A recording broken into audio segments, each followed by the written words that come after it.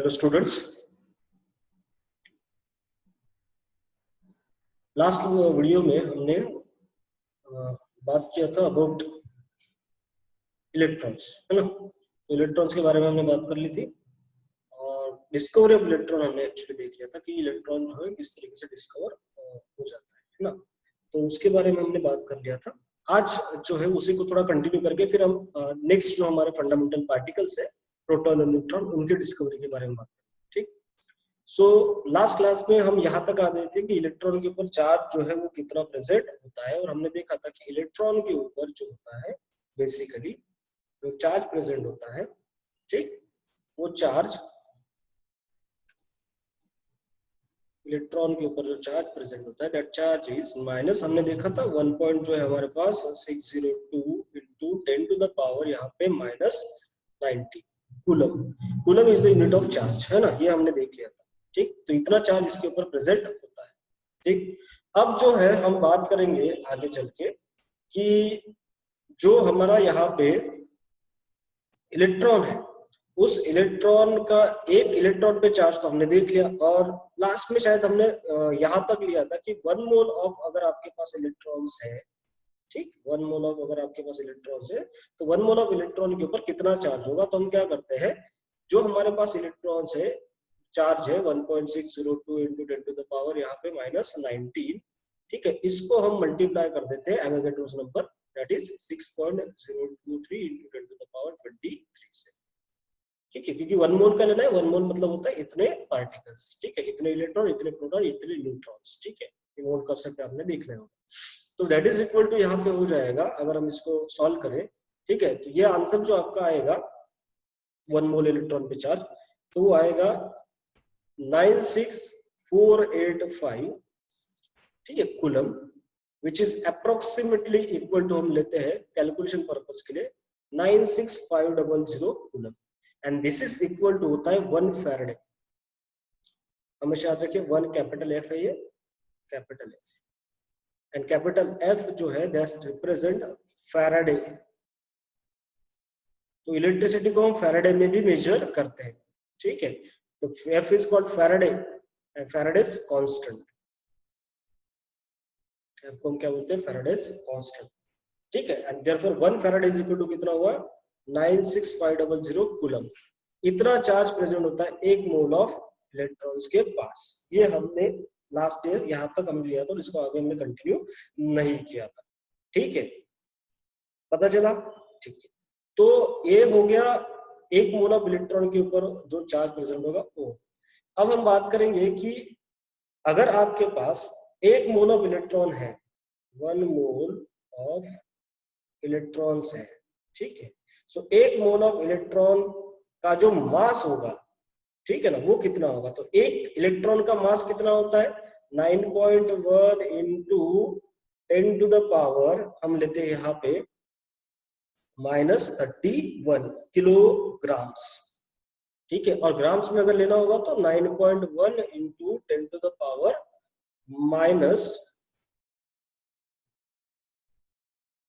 -28 grams, ठीक है, 1000 से मल्टीप्लाई करेंगे, ठीक है, तो ये कितना आएगा -28 ग्राम्स आएगा। ये 1 मोल, 1 इलेक्ट्रॉन का चार्ज है, 1 मोल का नहीं, ये किसका, 1 इलेक्ट्रॉन का मास है, चार्ज नहीं, चार्ज तो हमने देख लिया था, ठीक है।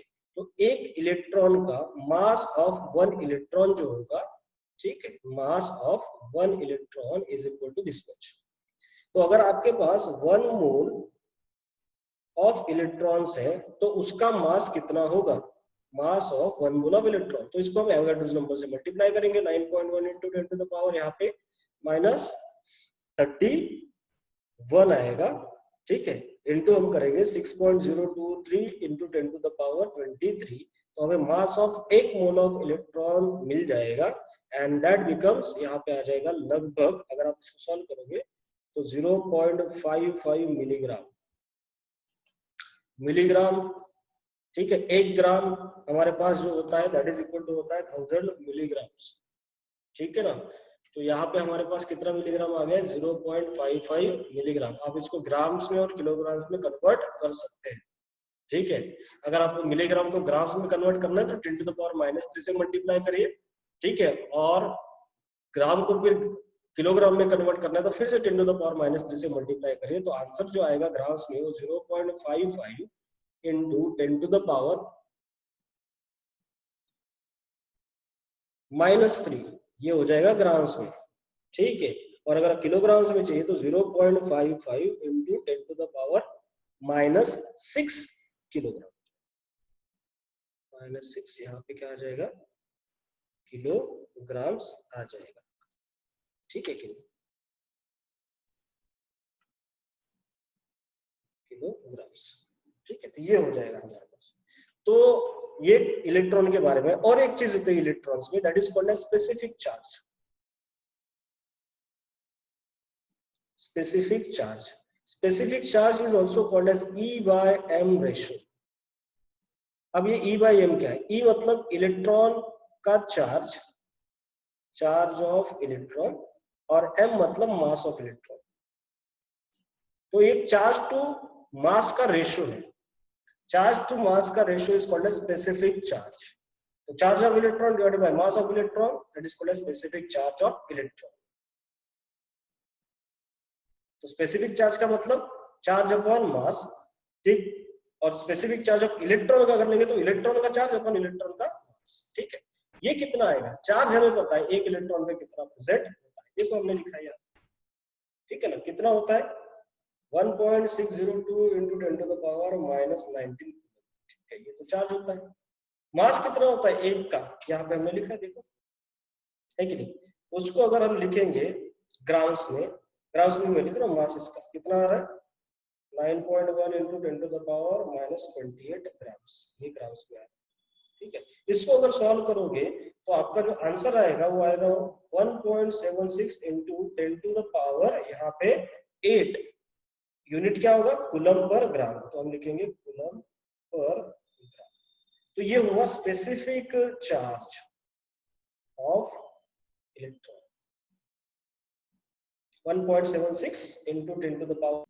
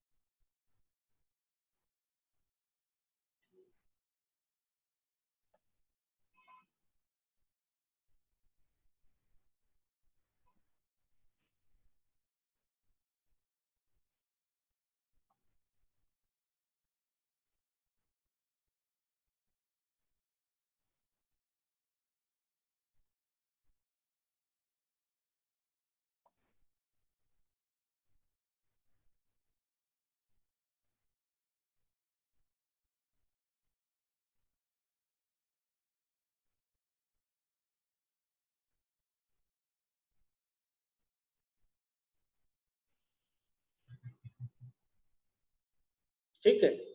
तो थोड़ा सा नेटवर्क इशू हो गया था, कोई बात नहीं, तो आगे कंटिन्यू करते हैं इसको। तो हमारे पास जो हमने स्पेसिफिक चार्ज जो देखा था वो तो आ गया है ना। तो अब जो है एक, तो आगे हम कंटिन्यू करते हैं।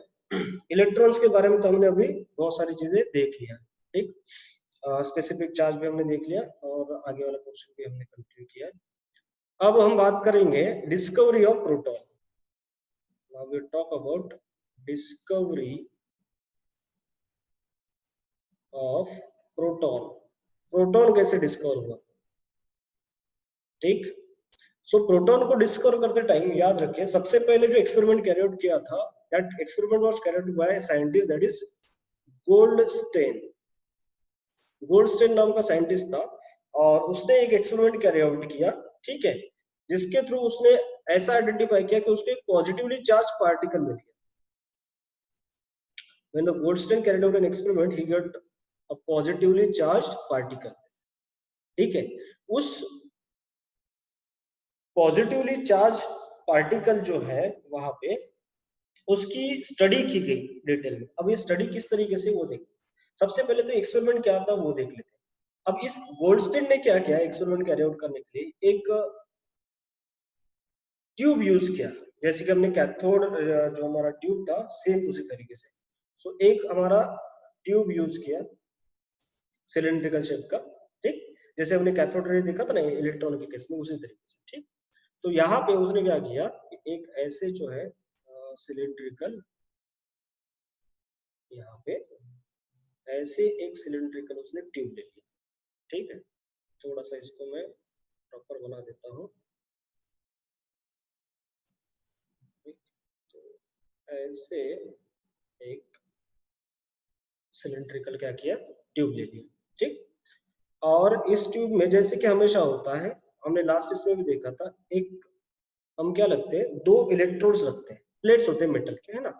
तो एक क्या किया उसने, एक प्लेट जो है पूरा सॉलिड प्लेट रखा, मतलब जिसमें पूरा जैसे ना मेटल का प्लेट हमने लिया और वहां पे रख दिया, ठीक है। और दूसरा जो उसने जो हमारा इलेक्ट्रोड लिया, ये एक इलेक्ट्रोड हो गया मेटल का प्लेट, और दूसरा जो इलेक्ट्रोड लिया उसने क्या किया, उसको प्लेट ही था लेकिन उसको परफोरेटेड कर दिया। अब परफोरेटेड का मीनिंग आप समझो, ठीक। ये ऐसे ले लिया उसने, मतलब ये इलेक्ट्रोड ही था, मतलब एक प्लेट ही था, लेकिन ये जो प्लेट है वो परफोरेटेड है।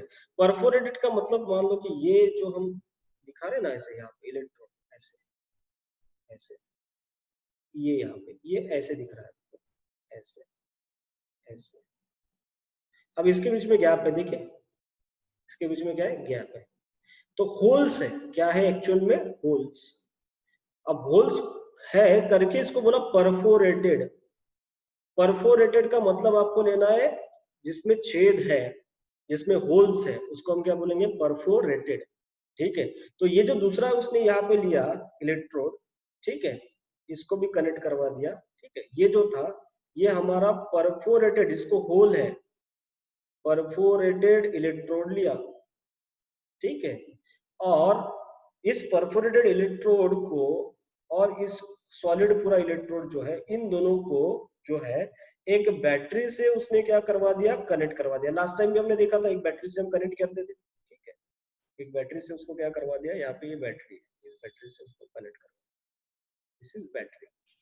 अब ये बैटरी जो है ये लगभग 10,000 जो है वोल्ट इतना पोटेंशियल डेवलप करती है, इतना उसमें क्या होता है, पोटेंशियल डेवलप करती है, ठीक, मतलब हाई पोटेंशियल होगा, हाईली करंट पास होगा हाई अमाउंट में, ठीक।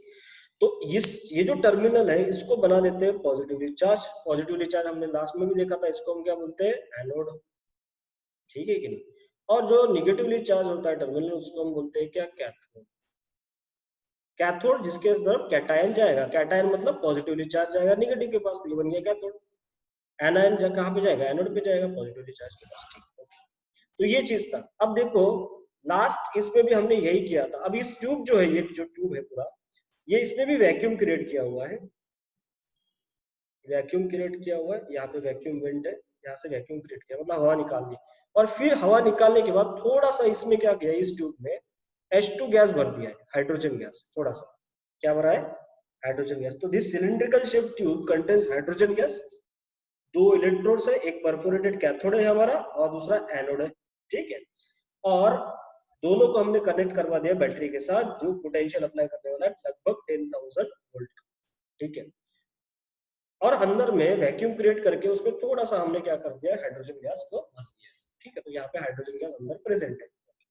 अब क्या हुआ कि जब हमने 10,000 वोल्ट का पोटेंशियल अप्लाई किया, तो एज यूजुअली नॉर्मली क्या होता है कि भाई कैथोड से कैथोड रे निकलते, मतलब ये कैथोड से क्या होगा, ऐसे कैथोड रे निकलेंगे, ऐसे ऐसे ऐसे ऐसे ऐसे ऐसे ऐसे।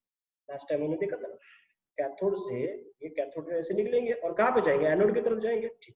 ये हुआ, चलो यहाँ तक तो पता चल गया। अब बाद में हुआ क्या कि ऐसा ऑब्जर्व किया गोल्डस्टीन ने यहाँ पे कि भाई सिर्फ कैथोड से ही रेज नहीं निकलते, एक्चुअली में कैथोड के अलावा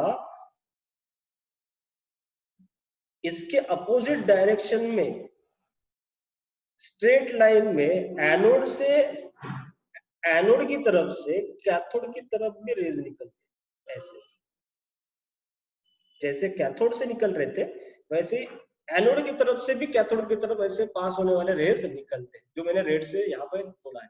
तो जो ब्लैक वाला जो रिप्रेजेंट मैंने यहाँ पे किया था, this black rays these are nothing but the cathode rays, जो हमने देखा था। ठीक है, मतलब क्या है, वो इलेक्ट्रॉन्स ही है। ठीक है, और जो मैं रेड से रिप्रेजेंट कर रहा हूँ यहाँ पे, ये हमारा क्या है, एनोड से निकलने वाला रेज है एक तरीके से। तो गोल्डस्टीन ने उसको क्या बोला, गोल्डस्टीन ने ऑब्जर्वेशन किया, एक्सपेरिमेंट देखिए, उसको लगा कि भाई इधर से भी जो है ना वो ऐसे रेज निकल रहे स्ट्रेट लाइन में, अपोजिट डायरेक्शन में, कैथोड से तो निकल ही रहे लेकिन एनोड की तरफ से भी निकल रहे, तो उसको उसने नाम दे दिया एनोड रे। उसने उसको क्या बोल दिया, एनोड रे है भाई। ठीक है, अब इसकी कैरेक्टरिस्टिक देखनी बाकी है कि भाई क्या है इसका कैरेक्टरिस्टिक। ठीक है, कैथोड रे का तो हमने लास्ट क्लास में कर लिया था। एनोड रे पता चला कि ये जाता, अब हुआ है कि उसने ये भी ऑब्जर्व किया कि ये जो यहाँ से एनोड रे निकल रहे हैं, वो ये परफोरेशन जो यहाँ से जो छेद है उसमें से पूरा निकल के जा रहे हैं ऐसे ऐसे, ये जहां जहां भी छेद है वहां से वो ऐसे ऐसे बाहर निकल रहे, मतलब पास हो रहे थ्रू द परफोरेटर, हमारा कैथोड से वो पास हो रहे हैं। और फिर क्या किया, यहाँ पे हमने ये जो साइड था, ये वाला कैथोड वाला साइड जो ट्यूब का, यहाँ पे हमने क्या किया, वो एक कोटिंग कर दिया एक मटेरियल का, and that material is zinc sulphide, ZnS। Zinc sulphide का मटेरियल का यहाँ पे कोटिंग कर दिया। तो हो क्या रहा था कि जैसे जैसे ये यहाँ से एनोड रे परफोरेशन से बाहर निकल रहे थे, होल से बाहर निकल रहे थे, तो स्ट्रेट लाइन में जाएंगे आगे, जाके वो क्या कर रहे थे, जिंक सल्फाइड का जो कोटिंग है उस पर इम्पैक्ट कर रहे थे, है कि नहीं, ऐसे इम्पैक्ट कर रहे थे भाई, इम्पैक्ट कर रहे थे। और जैसे ही इम्पैक्ट कर रहे थे, यहाँ पे एक फ्लैश मिल रहा था ऐसे, मतलब एकदम लाइट जैसे चमकती ना वैसे फ्लैश मिल रहा था, जहां जहां भी इम्पैक्ट हो रहा होगा वहां वहां पे क्या मिल रहा था, फ्लैश ऐसे। अब इससे ये पता चल रहा था कि ये स्ट्रेट लाइन में कोई तो भी चीज आ रही है और यहाँ पे इम्पैक्ट हो रही है, उसका क्या हो रहा है, फ्लैश हो रहा है। अब फ्लैश हो रहा है, इसका मतलब वो इम्पैक्ट कर रही है, और इम्पैक्ट कोई चीज कौन चीज करती है, जिसके पास कोई मास हो, कोई मास होगा तभी ना इम्पैक्ट करेगा भाई। जिस कोई ऐसे मटेरियल हमारे पास है जिसका कोई मास ही नहीं है, तो वो किस पे इम्पैक्ट कर पाएगा, किसी पे नहीं। समझ में रखे, तो कोई भी अगर मैटर है तो मैटर है तो मास होगा, अगर उसको मास और मास होगा तो इम्पैक्ट होगा, तो वहां पे आपको दिखेगा कुछ ना कुछ इम्पैक्ट हुआ है करके। अगर वो उसको मास नहीं होता तो हम बोल देते भाई कि जैसे इलेक्ट्रोमैग्नेटिक रेडिएशन अगर होता वो, तो उसके पास मास नहीं होता। समझ में आ रहा है, मास नहीं होता तो फिर वहां पे उस तरीके से हमें फ्लैश नहीं मिलता, इसका मतलब इस रे के पास मास था। ठीक है, ओके। तो यहाँ पे क्या मिल रहा था, फ्लैशेस ऐसे मिल रहे थे जहां जहां पे इम्पैक्ट हो रहा था। ठीक है, तो ये पूरा एक्सपेरिमेंट कैरी आउट किया किसने, गोल्डस्टीन ने। ठीक है, हाई पोटेंशियल अप्लाई किया था 10,000 वोल्ट अक्रॉस दी इलेक्ट्रोड्स। ठीक है, इलेक्ट्रोड्स का मीनिंग मैंने एक्सप्लेन किया था। इलेक्ट्रोड का मतलब होता है सिंपल, एक आपके पास मेटल का प्लेट है या मेटल का रॉड है, ठीक है कि नहीं, ऐसे, और इस मेटल का प्लेट या फिर जो रॉड हमारे पास है यहाँ पे, इसको जब हम कनेक्ट कर देते हैं किसी एक्सटर्नल बैटरी से, तो ये हमारा इलेक्ट्रोड बन जाता है, that is called as electrode, बाकी कुछ नहीं है ना, that is called as electrode. Okay, तो ये हमारे पास पूरा क्या था, एक्सपेरिमेंट कैरी आउट किया गया था। हर एक चीज को मैंने एक चीज बता दिया है, मीनिंग ईच एंड एवरीथिंग का क्या क्या एग्जैक्टली हो रहा है। ठीक है, अब हो क्या रहा था कि रे तो पता चल रहे थे कि भाई यहाँ से एनोड की तरफ से आ रहे हैं, तो इसका मतलब नाम भी उसने दे दिया कि एनोड रे है। ठीक है कि नहीं, लेकिन एक्चुअल में ये जो रे निकल रहे थे वो एनोड से नहीं निकल रहे थे, यहाँ से बाहर नहीं निकल रहे थे, यहाँ से बाहर नहीं निकल रहे थे। हो क्या रहा था कि बीच में यहाँ पे गैस प्रेजेंट था, कौन सा, हमारा हाइड्रोजन गैस। इस हाइड्रोजन गैस का हो रहा था आयोनाइजेशन। आयोनाइजेशन मैंने लास्ट टाइम में आपको बताया था, आयोनाइजेशन याद होगा तो। आयोनाइजेशन का मतलब क्या होता है भैया, आयोनाइजेशन का मतलब होता है कि कोई भी अगर आपके पास एटम है और उससे एक इलेक्ट्रॉन निकल रहा है, तो ये इलेक्ट्रॉन निकलेगा तो उसमें पॉजिटिव चार्ज आएगा, इलेक्ट्रॉन दे देगा। ठीक है कि नहीं, तो ये जो है आयन बनना किसी भी एटम से या फिर किसी भी मॉलिक्यूल से, दैट इज कॉल्ड आयनाइजेशन। उसी तरीके से हाइड्रोजन जो हमारे पास है, हाइड्रोजन का ऐसे अगर पॉजिटिवली चार्ज कुछ बन गया, जैसे कि 2 हाइड्रोजन बन गया, 2 इलेक्ट्रॉन यहाँ से निकल जाएंगे। समझ में आ रहा है, क्योंकि 2 प्लस बन गया, जैसे यहाँ पे 1 प्लस बना तो 1 इलेक्ट्रॉन निकला, 2 प्लस बना तो 2 इलेक्ट्रॉन निकलेंगे। समझ में आ रहा है, तो इसको बोलते हैं हम ionization. Formation of the positively या फिर negatively charge ion is called as ionization. यहाँ पे पॉजिटिवली चार्ज बना, देखो पॉजिटिव चार्ज या नेगेटिव चार्ज किसी भी मॉलिक्यूल या एटम पे प्रेजेंट होता है, जिसको बोलते हैं आयन। इनको हम क्या बोलेंगे, इसको भी हम क्या बोलेंगे, आयन। सो किसी भी एटम, ये एटम है और ये मॉलिक्यूल है, किसी भी एटम या फिर मॉलिक्यूल से आयन बनना मतलब होता है आयोनाइजेशन। ठीक है, और जब आयनाइजेशन होता है तो इलेक्ट्रॉन क्या होता है, रिलीज, अगर वो पॉजिटिवली चार्ज आयन बन रहा है तो। और पॉजिटिवली चार्ज अगर आयन है तो उसको हम कैटायन बोलते हैं। क्या बोलते हैं, कैटायन। ठीक है, जैसे मान लो कि क्लोरीन होता, एटम है हमारे पास, और इसने एक इलेक्ट्रॉन लिया होता, समझ में आ रहा है कि नहीं? तब भी ये बन जाता, एक इलेक्ट्रॉन जब लेते हैं तो जैसे एक इलेक्ट्रॉन दिया तो पॉजिटिव चार्ज आया, तो जब एक इलेक्ट्रॉन लेंगे तो निगेटिव चार्ज आता है। और ये भी होता है आयन, क्योंकि इसमें चार्ज आया निगेटिव, और लेकिन ये निगेटिव चार्ज आया तो इसको बोलते हैं हम एनायन। इसको क्या बोलते हैं, एनायन। क्लियर होगा? ठीक।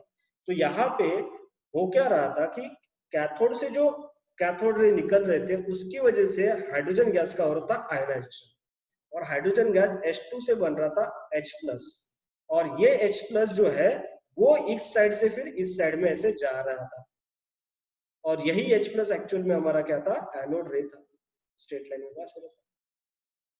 समझ में आ रहा है? तो ऐसा लग रहा था, अब ये H+ है ना, पॉजिटिवली चार्ज है। अब ये पॉजिटिवली चार्ज, आप बोलोगे सर ये इधर ही क्यों जा रहा था, यहाँ पे मान लो कि H2 प्रेजेंट था, H2 से बन गया H+। अब ये H+ आप बोलोगे सर इधर क्यों नहीं जा रहा, इधर ही क्यों जा रहा था, वो इसलिए जा रहा था क्योंकि ये पॉजिटिवली चार्ज है और कैथोड हमारा निगेटिवली चार्ज है। तो पॉजिटिव निगेटिव की तरफ अट्रैक्ट होगा ना, तो इधर ही पास होगा ना। क्लियर है कि नहीं?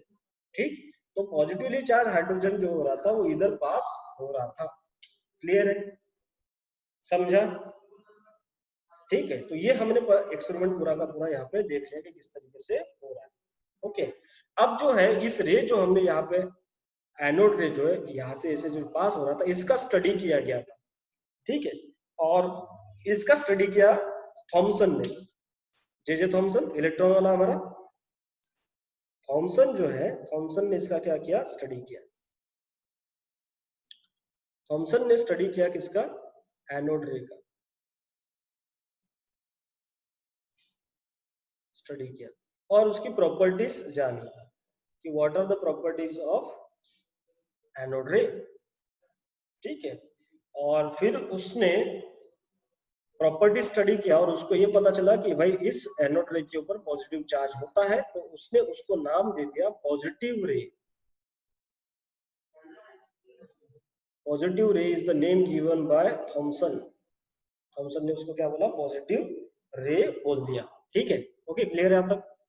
अब आप प्रॉपर्टीज देखेंगे इस एनोड रे का या फिर इस पॉजिटिव रे का प्रॉपर्टी जो थॉमसन ने स्टडी किया। ठीक, so will study the properties of this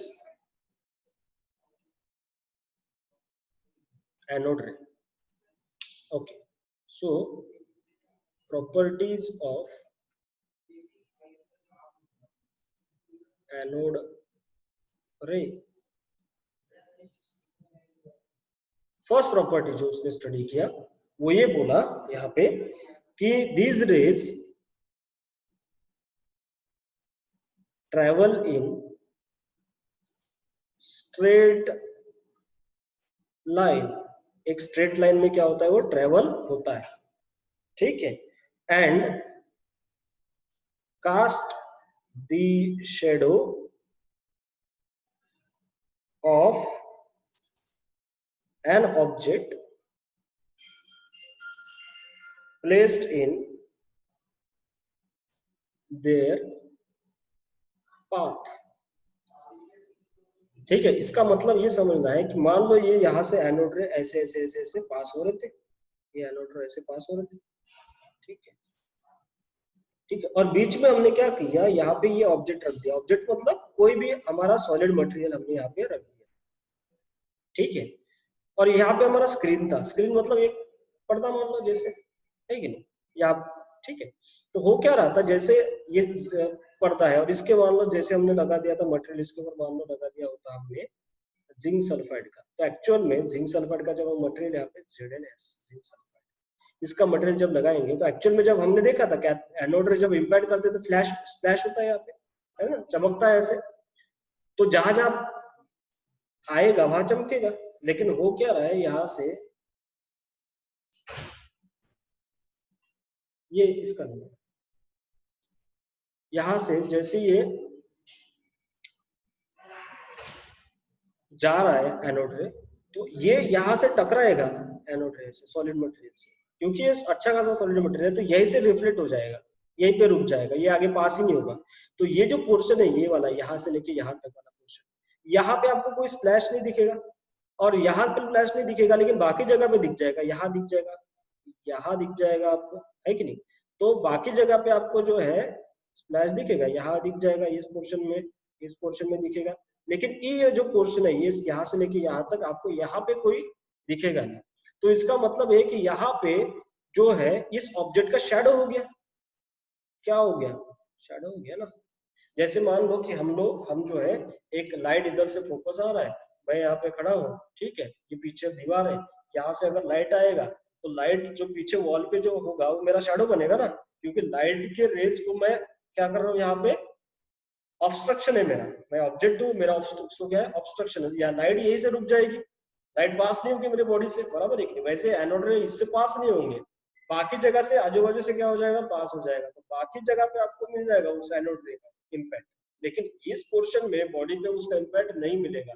ठीक है, तो मेरा जो है एक तरीके से शैडो कहाँ पे बनेगा, पीछे बन जाएगा। उसी तरीके से यहाँ पे शैडो बनेगा इस पोर्शन में, और बाकी जगह पे शैडो नहीं बनेगा इस ऑब्जेक्ट का। क्लियर है? ठीक है। So these rays travel in straight line, एकदम स्ट्रेट लाइन में पास होते हैं, और कास्ट द शैडो मतलब शैडो बनाते हैं, कास्ट मतलब बनाना, shadow of an object placed in their path. तो जो भी ऑब्जेक्ट यहाँ पे प्लेस करोगे उसका यहाँ पे शैडो बनेगा, बाकी जगह पे आपको शैडो नहीं मिलेगा। ठीक, दूसरा देखो पॉइंट। ठीक है, दूसरा पॉइंट जो है इसका वो ये है प्रॉपर्टीज का, कि these rays also rotate, जैसे कि इलेक्ट्रॉन रोटेट कर रहा था ना, the will placed in their path, ठीक है, and also show heating effect, अब इसको समझिए आप कि यहां से ऐसे रेज जो है पास हो रहे थे, बीच में हमने क्या किया, यहाँ पे एकदम लाइट हल्का, ये हमने पहले भी एक्सप्लेन किया है इलेक्ट्रो के केस में, कि जो एकदम हल्का वाला व्हील रख देंगे जो घूमता है, तो ये क्या होते हैं, एनोड रे इसके ऊपर इम्पैक्ट करेंगे, और जब ये इम्पैक्ट करेंगे ऐसे, तो ये व्हील घूमेगा, रोटेट होगा। समझ में आ रहा है कि नहीं? घूमेगा। इससे हमें क्या पता चल रहा है कि ये जो यहाँ पे एनोड रे है इसका कोई मास होगा, है कि नहीं भाई। बॉल किसी को मारेंगे तभी ना उसके ऊपर इम्पैक्ट होगा, उसका मास होगा कुछ ना। तो इसके पास क्या है, मास है, और साइमल्टेनियसली इसके पास काइनेटिक एनर्जी भी है। काइनेटिक एनर्जी मतलब जिसके थ्रू वो मूव हो रहा है, मतलब एक जगह से वो जब दूसरे जगह पे जा रहा है कैथोड रे एनोड रे, इसका मतलब उसके पास क्या एनर्जी है, काइनेटिक एनर्जी मतलब एक जगह से दूसरी जगह जाने वाली एनर्जी एक तरीके। ठीक है, तो उसके पास मास भी है और उसके पास काइनेटिक एनर्जी भी है। तो आप इसको समझिए कि मान लो आपके पास ये एक ऐसे सरफेस है, और इसके ऊपर ऐसे आप एक तरीके से दूसरा कोई ऑब्जेक्ट जो है इसको फेंक के मार रहे हैं, तो क्या होगा, यहाँ पे उसका इम्पैक्ट होगा, और जितना ज्यादा आप इम्पैक्ट करोगे उतना ज्यादा यहाँ पे क्या होगा, हीट डेवलप होगा ना। जैसे मान लो कि आपने क्या किया, ये सरफेस लिया और इसके ऊपर आपने एक जो हमारा हथौड़ा होता है उसका इम्पैक्ट करते गए, मारते गए इसके ऊपर, तो यहाँ पे गर्म होगा कि नहीं, ये गर्म होगा, तो यहाँ पे क्या डेवलप होगी, हीट डेवलप होगी, तो हीटिंग इफेक्ट मिलेगा ना आपको। ये कब होगा, जब इसका इम्पैक्ट हो रहा होगा, और इम्पैक्ट हो रहा, सिर्फ इम्पैक्ट होने से नहीं, इम्पैक्ट अच्छा हो रहा है क्योंकि इसका कुछ क्या है, मास है, और इस पे हम क्या कर रहे हैं, कुछ फोर्स भी अप्लाई कर रहे हैं, बराबर है। ठीक, तो वही ये है कि ये जो हमारा एनोड है इसके पास कुछ मास भी है और साथ में एनर्जी भी है। फोर्स मतलब कि एक तरीके से एनर्जी मिलने वाली, तो जब मास भी है और काइनेटिक एनर्जी भी है, तो इस ये जब किसी ऑब्जेक्ट पे इम्पैक्ट करेगा ऐसे, तो यहाँ पे हीटिंग इफेक्ट देगा आपको, क्या देगा, हीटिंग इफेक्ट देगा। क्लियर हो गया? ठीक, नेक्स्ट यहाँ पे हम पॉइंट देखेंगे, नेक्स्ट कैरेक्टरिस्टिक इसका। ठीक है, कि ये हमने बोला है ऑलरेडी कि these actually rays produces flashes of light,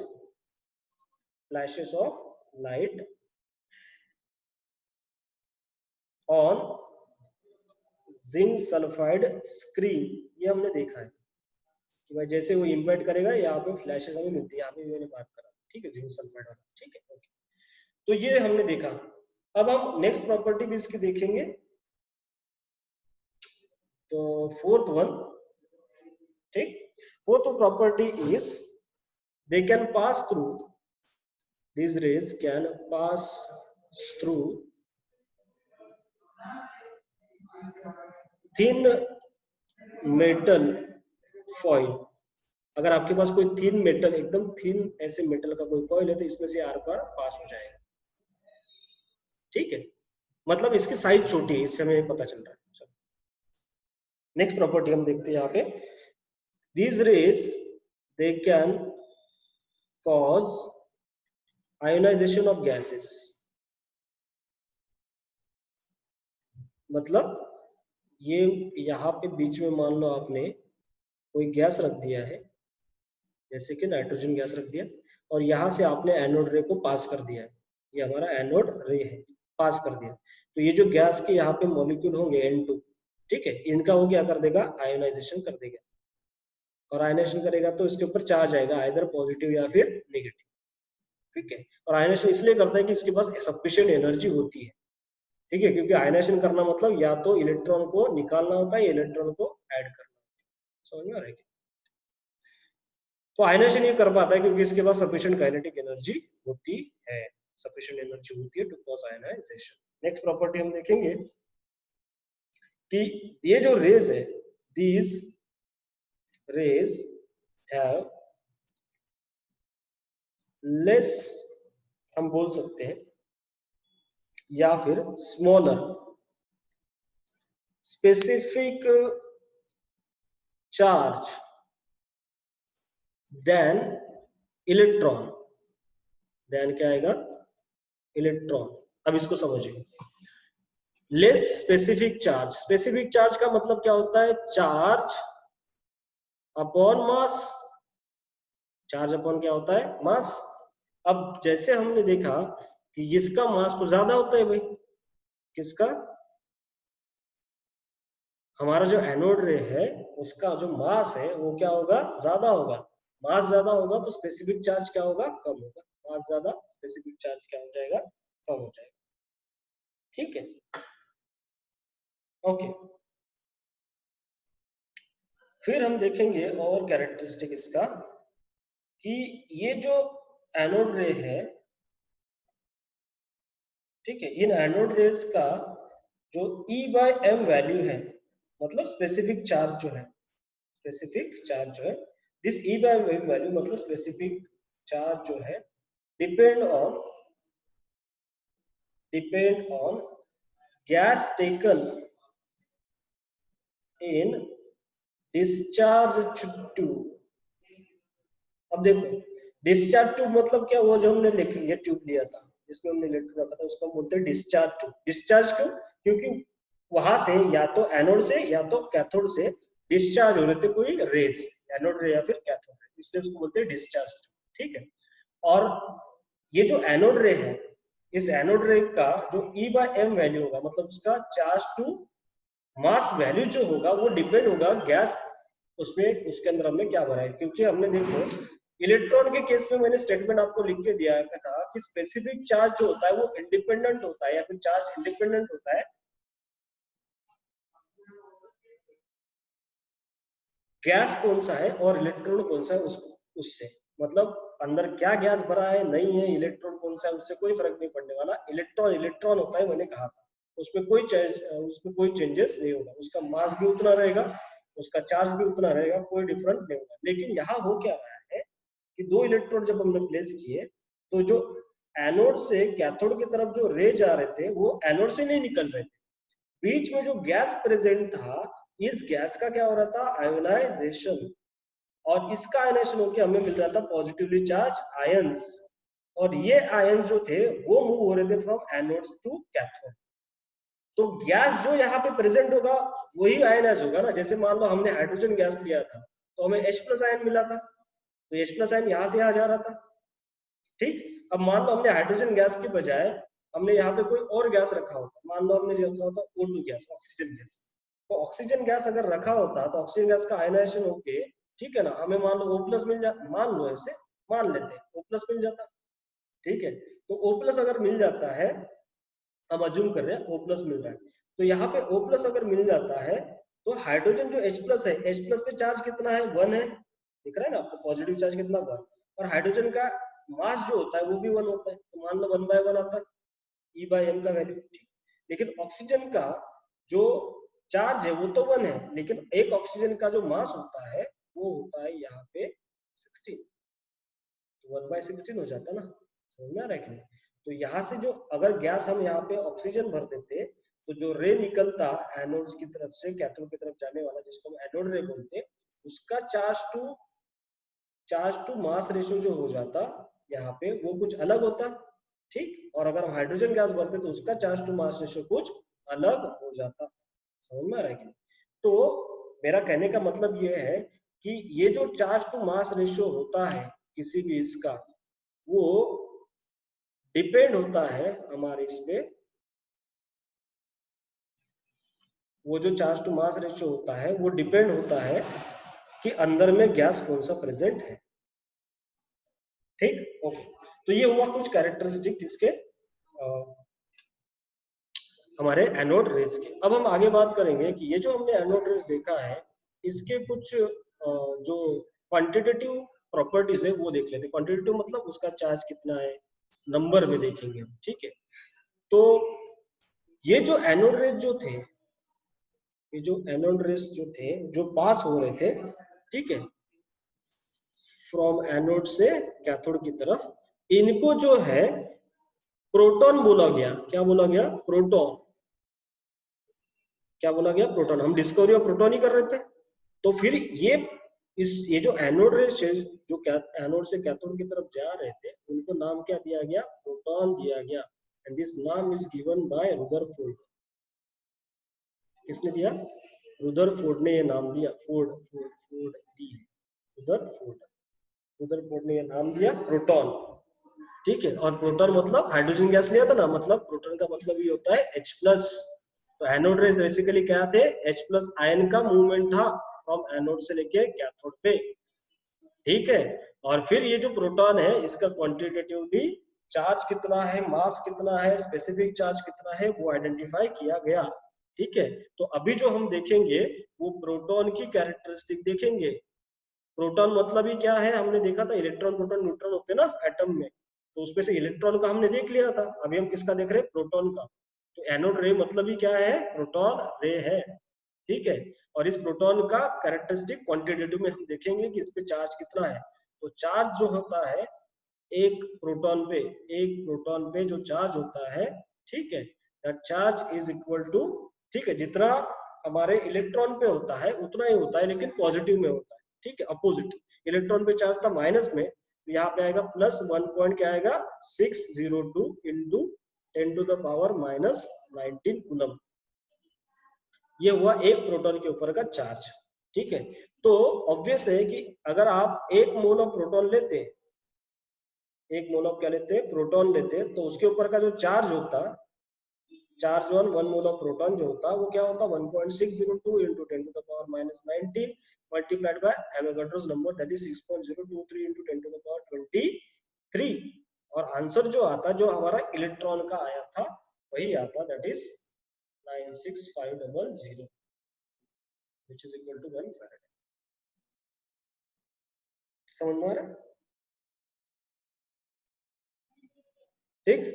okay, तो ये इतना ही होता हम जो बात कर रहे थे, लेकिन ये प्रोटॉन का है इसलिए हम इसको इस कैटेगरी में कैलकुलेट नहीं करते, इसका हम यूज नहीं करते। बस वन एक मोल प्रोटॉन के ऊपर का चार्ज जो है हम पॉजिटिव इतना लेते, इतना लेके हम छोड़ देते, लेकिन क्वांटिटी इतना ही आएगा, ठीक है। कैलकुलेशन में मोस्टली फैराडे जो ये होता है, हम इलेक्ट्रोकेमिस्ट्री का एप्लीकेशन आगे देखेंगे तो उसमें या फिर कहीं भी कैलकुलेशन में इलेक्ट्रॉन के केस में इसका यूज करते हैं, ठीक है। फिर भी याद रखो कि 1 मोल प्रोटॉन पे इतना चार्ज बनेगा मल्टीप्लाई करके, मतलब 1 फैराडे, ठीक, ओके। तो ये हमारे पास आ गया, ठीक है। फैराडे जनरल जो हम यूज करते हैं वो इलेक्ट्रॉन के केस में करते हैं, प्रोटॉन के केस में नहीं करते, इसलिए मैंने बोला कि आप इसको याद रखो, मल्टीप्लिकेशन 96500 मतलब इतना चार्ज होता है, ओके। अब देखेंगे कि ये तो हो गया चार्ज। अब हमें इस पे क्या देखना है कि भाई इसका मास कितना है। कि एक जो प्रोटॉन होगा, वन प्रोटॉन का मास, मास ऑफ वन प्रोटॉन, ठीक है, मास ऑफ वन प्रोटॉन, ठीक है, मास ऑफ वन प्रोटॉन कितना होगा हम देखने वाले हैं यहाँ पे, ठीक है। सो mass of one proton is 1.672 into 10 to the power minus 24 minus 24 यहाँ पे आएगा ऑब्वियसली ग्राम्स। अगर मुझे इसको किलोग्राम में लेना है तो मैं इसको मल्टीप्लाई करूंगा 10 टू पावर माइनस 3 से, तो ऑब्वियसली ये हो जाता है 1.672 into 10 to the power minus 3 से मल्टीप्लाई करते तो माइनस 27 हो जाता और ये आ जाता किलोग्राम्स। एक प्रोटॉन का है। अगर 1 मोल ऑफ मैं यहाँ पे प्रोटॉन लेता, 1 मोल लेता, तो उसका मास जो मेरे पास आता है दैट इज इक्वल टू, इसको मल्टीप्लाई कर देता मैं इस क्वांटिटी को, ठीक है ना। तो 1 मोल का यहाँ पे कितना हो जाता है 1.672 into 10 to the power minus 24, ग्राम वाला ले रहा हूँ मैं, इंटू मल्टीप्लाई कर देते 1.023 into 10 to the power 23। तो जो भी क्वांटिटी यहाँ पे आता है दैट इज 1 मोल प्रोटॉन जो होगा, उस 1 मोल प्रोटॉन का क्या आ जाता यहाँ पे मास आ जाता, and that mass will be in the grams, ठीक है। अभी कैलकुलेट करके मुझे बताओगे, है कि नहीं? इजी है, ये हमने कैलकुलेट किया हुआ है पहले भी, ठीक है। ओके, तो ये हमारे पास एक चीज आ गई है प्रोटॉन की। इसमें और चीज देखेंगे that is, and the last one is specific charge, जो हमने बात करी थी, specific charge of proton. Specific charge of proton मतलब क्या, ई बाय एम होता है, E by M value, charge upon mass value. Charge हमारे पास आ गया, हमने देखो चार्ज लिखा है यहाँ पे 1.6 लिख देते हम, 1.602 into 10 to the power कितना माइनस 19 कूलम, ये चार्ज हो गया। ये देखो यहाँ पे एक प्रोटॉन पे चार्ज, ठीक है, डिवाइडेड बाय मास कर देते हैं, मास हमारे पास आ गया, देखो यहाँ पे लिखा है ग्राम में, कितना लिखा है 1.672 into 10 to the power minus 24 grams. ये हो गया एक प्रोटॉन का मास। दोनों का डिवीजन अगर कर लोगे तो आपको जो आंसर मिल जाएगा यहाँ पे, ठीक है, वो आंसर जो आएगा वो आएगा 9 आपको आएगा 9.5 इंटू 10 टू द पावर यहाँ पे आएगा 4 coulomb per gram. This is the specific charge of one, specific charge of proton coulomb per gram, 9.5 into 10 to the power 4 coulomb per gram. याद रखना है आपको, ठीक है, ऑब्जेक्टिव में आपको ये पूछा जा सकता है, ठीक है। तो ये हुआ किसके बारे में, अबाउट दी प्रोटॉन। प्रोटॉन के बारे में जो भी चीजें हैं वो हमने सारे डिस्कवर कर ली, ठीक। अब हम बात करेंगे आगे, इसके आगे, that is discovery of neutron. Short में हो जाएगा ये, डिस्कवरी ऑफ न्यूट्रॉन। न्यूट्रॉन की डिस्कवरी कैसे करेगी उसके बारे में एक्चुअल में हम लोग क्या करेंगे, अभी बात करेंगे, ठीक है। दो पार्टिकल हमने देख लिया फंडामेंटल, इलेक्ट्रॉन हो गया, प्रोटॉन हो गया, ठीक है। न्यूट्रॉन के बारे में बात करते, ठीक है। एक्चुअली हुआ क्या था कि रुदरफोर्ड जो था, जिसने बात करी थी किसकी, प्रोटॉन के नाम दे दिया था ना रुदरफोर्ड। तो रुदरफोर्ड का मानना था कि भाई इलेक्ट्रॉन और प्रोटॉन के अलावा एक और वन मोर पार्टिकल प्रेजेंट होता है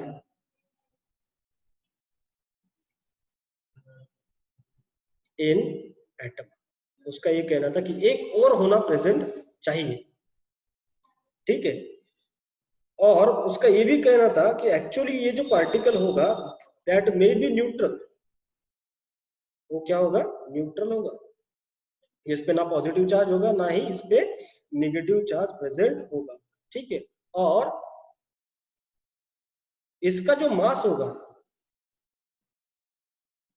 इक्वल टू होगा मास ऑफ प्रोटॉन। अज्यूम किया उसने, अभी एक्सपेरिमेंट नहीं हुआ था, उसको ऐसे लगा, किसको, रुदरफोर्ड को ऐसे लगा कि प्रोटॉन और इलेक्ट्रॉन के अलावा एक और पार्टिकल है एटम में जो कि न्यूट्रल है, जहां उसके ऊपर कोई चार्ज है पॉजिटिव नेगेटिव, लेकिन उसका मास जो होगा वो प्रोटॉन के मास जितना होगा। समझ में आ रहा? ठीक, तो फिर इसको डिस्कवर किसने किया? तो डिस्कवर न्यूट्रॉन का discovery is done by Chadwick. Chadwick नाम का साइंटिस्ट था, उसने 1932 में इसका डिस्कवरी किया बाय एन एक्सपेरिमेंट। और एक्सपेरिमेंट क्या था? एक्सपेरिमेंट से किया, ऐसे ही नहीं हवा में, एक्सपेरिमेंट से किया। ठीक है, और एक्सपेरिमेंट क्या किया वो समझो। उसने क्या किया कि अल्फा पार्टिकल जो होता है, अल्फा रेज जो हम बोलते हैं जिसको, इसका बम्बार्डमेंट किया, अल्फा पार्टिकल का बम्बार्डमेंट किया, बम्बार्डेड ऑन बेरियम, बेरियम नहीं सॉरी, तो है एक्चुअली बेरिलियम, और barium, barium is Ba and beryllium is B।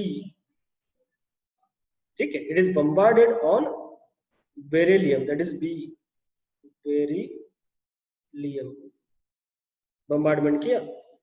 ठीक है, अल्फा पार्टिकल के स्ट्रीम का एक बम्बार्डमेंट किया ऑन दी बेरिलियम पे।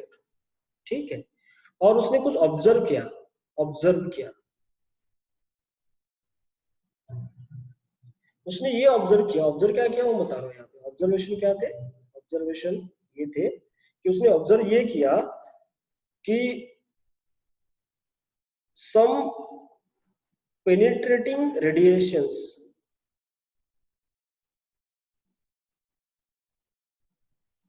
were produced।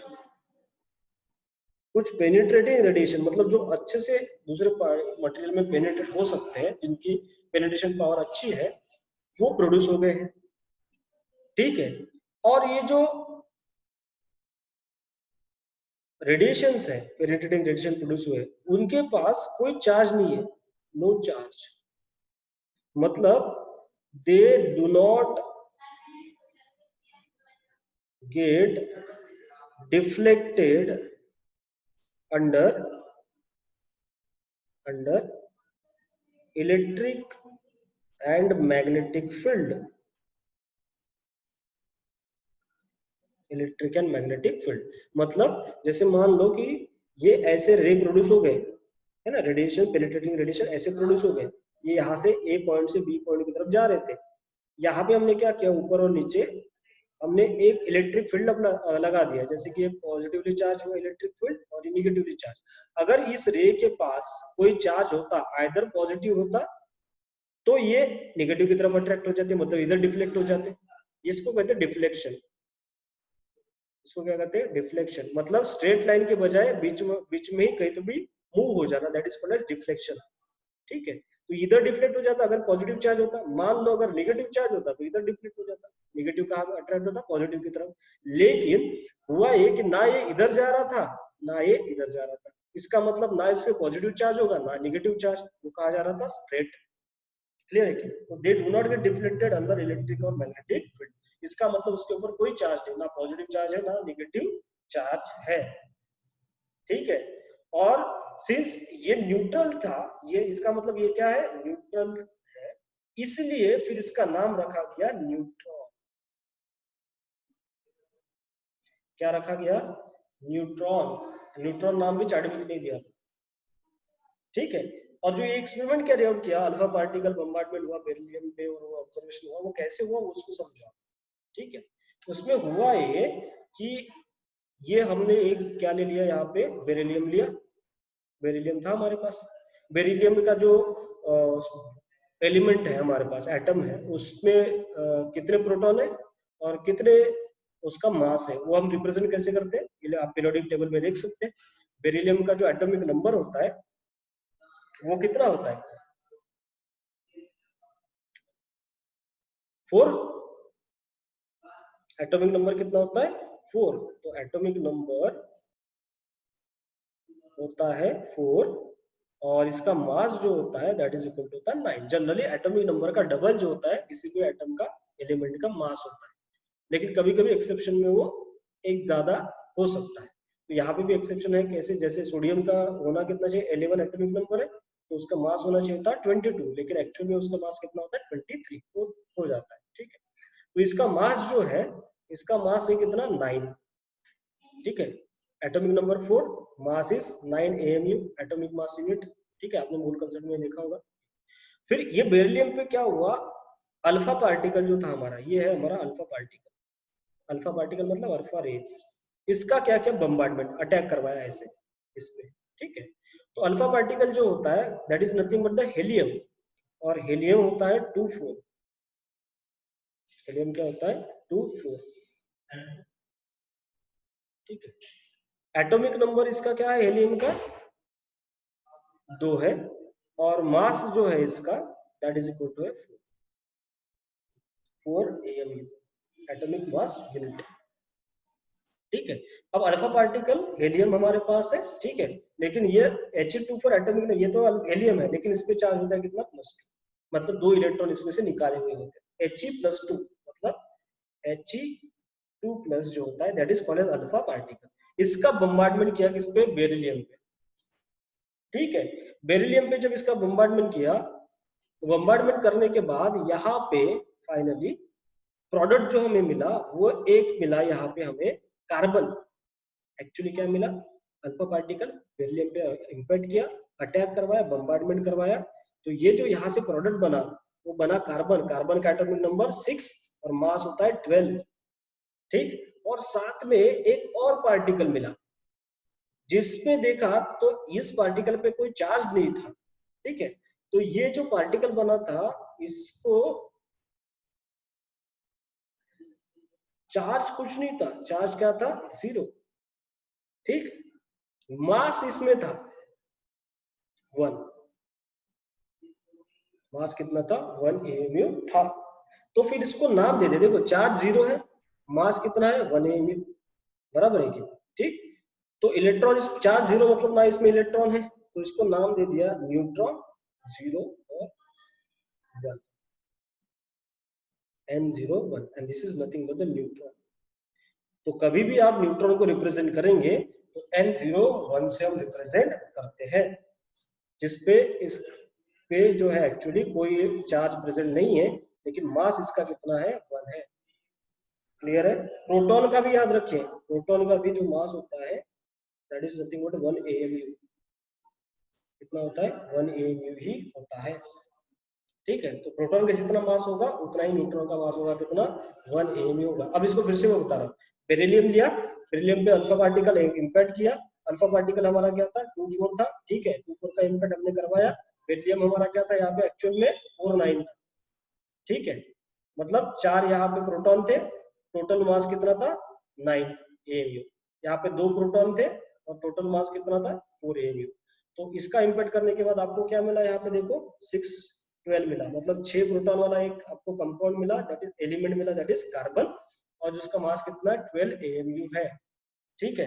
अब बैलेंसिंग ऑफ रिएक्शन होना चाहिए, ये मान लो आपका क्या है रिएक्टेंट है और ये आपका क्या होगा प्रोडक्ट होगा, तो आपको रिएक्शन का पता होना चाहिए कि रिएक्टेंट और प्रोडक्ट में नंबर ऑफ एटम या फिर नंबर ऑफ न्यूट्रॉन प्रोटॉन क्या होने चाहिए, सेम होने चाहिए। तो यहाँ पे देखो 4 मास इधर है, 9 मास इधर है, टोटल मास कितना हो जाता है 4 + 9 दैट इज 13, दोनों का मिला के। यहाँ पे भी फिर ऊपर वाला मास जो आना चाहिए वो सेम आना चाहिए प्रोडक्ट में, देखो ये 12 है तो ये 12 प्लस इधर 1 है, इस न्यूट्रॉन के ऊपर कितना है 1 है, तो 12 + 1 कितना हो जाता है 13, तो मतलब सेम है। नीचे भी सेम होना चाहिए, 2 + 4 कितना हो गया 6, तो यहाँ पे भी देखो 6 है और नीचे क्या है 0, तो 6 + 0 हो जाता है कितना 6, तो मतलब बैलेंस है, इसका मतलब ये रिएक्शन प्रॉपर हो रहा है हमारा, ठीक है। तो अल्फा पार्टिकल का आपको याद रखना है कि अल्फा पार्टिकल का मतलब He+2 का जब आप बम्बार्डमेंट करते हो बेरिलियम, तो आपको एक न्यूट्रॉन मिलता है और साथ में क्या बनता है कार्बन मिल जाता है, ठीक है, ओके। तो इस एक्सपेरिमेंट से पता चला कि एक नया पार्टिकल हमें मिला और उस पार्टिकल के ऊपर चार्ज तो क्या है 0 है, लेकिन मास उसका कितना है 1 AMU है, तो हमने इसको ऐसे रिप्रेजेंट कर दिया 0 1, और इसको हमने बोल दिया क्या न्यूट्रॉन।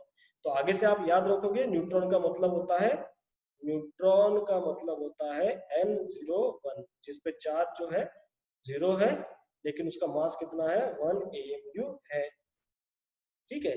अब ये 0 जो नीचे रिप्रेजेंट करता है ये भी रिप्रेजेंट करता है यहाँ पे कि इसमें कोई प्रोटॉन भी नहीं है, समझ में रखिए, और प्रोटॉन नहीं तो इसमें कोई इलेक्ट्रॉन भी प्रेजेंट नहीं होगा, प्रोटॉन नहीं इलेक्ट्रॉन नहीं तो कोई चार्ज भी नहीं होगा, वही मैं बात कर रहा था, चार्ज इज इक्वल टू 0। तो यहाँ पे ये न्यूट्रॉन का रिप्रेजेंटेशन होता है N01। प्रोटॉन का हम रिप्रेजेंट करते हैं, प्रोटॉन को हम H से रिप्रेजेंट करते हैं, है ना, H प्लस आयन, अभी जैसे मैंने बोला था प्रोटॉन, P भी आप बोल सकते हैं उसको, ठीक है। तो ये हमारे पास प्रोटॉन था, ठीक है, तो ये हमारे पास जो प्रोटॉन है उसका नंबर होता है 1, और जो ऊपर में आता है वो आता है 0, ये होता है प्रोटॉन, इसको हम प्रोटॉन 10 भी बोल सकते थे, ठीक है। प्रोटॉन के पास नीचे हमारे यहाँ पे एक जो है प्रोटॉन के अंदर में एक प्रोटॉन तो प्रेजेंट होगा ही, ठीक है, तो ऊपर उसका मास 1 होगा, सॉरी 1 1 रिप्रेजेंट करते, 0 नहीं 1 1 रिप्रेजेंट करते हैं, और इस पे चार्ज होता है कितना, प्लस, ठीक है। तो ये हो जाएगा हमारा क्या, प्रोटॉन, ठीक है, प्लस चार्ज होता है प्रोटॉन पे, मतलब इसको हम H प्लस रिप्रेजेंट करते हैं, कैसे रिप्रेजेंट करते हैं, H प्लस से रिप्रेजेंट करते हैं, ठीक है। तो न्यूट्रॉन हम रिप्रेजेंट करेंगे N01, प्रोटॉन को हम रिप्रेजेंट करेंगे 1 1 से, मतलब H प्लस से, एक्चुअली ये रिप्रेजेंटेशन है उसका। इलेक्ट्रॉन का तो हमें पता है एक ही नेगेटिव क्या होता है, चार्ज होता है, इसको हम देखेंगे अगले क्लास में कि भाई हर एक इस पे जो होता है जो चार्ज होता है और जो मास होता है हर एक इसका, वो तो हमने देख लिया। तो mass of proton is equal to mass of क्या हो जाता है, न्यूट्रॉन हमारे पास हो जाता है, ठीक है। तो हमने यहाँ पे डिस्कवरी ऑफ क्या देख लिया, पूरा का पूरा प्रोटॉन और न्यूट्रॉन, ठीक है। नेक्स्ट क्लास में हम स्टार्ट करेंगे, अभी फंडामेंटल हमारा पार्टिकल हो गया, नेक्स्ट क्लास में हम स्टार्ट करेंगे एटम, ठीक है। तो एटम का कैसे इवोल्यूशन हो गया और अभी का मॉडर्न एटम कैसे दिखता है, ठीक है। Thank you.